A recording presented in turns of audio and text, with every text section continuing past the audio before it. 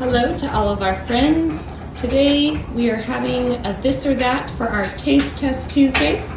And today's this or that for Blizzard is apples, a Gala apple or a Gala apple versus blackberries. Okay, Blizzard.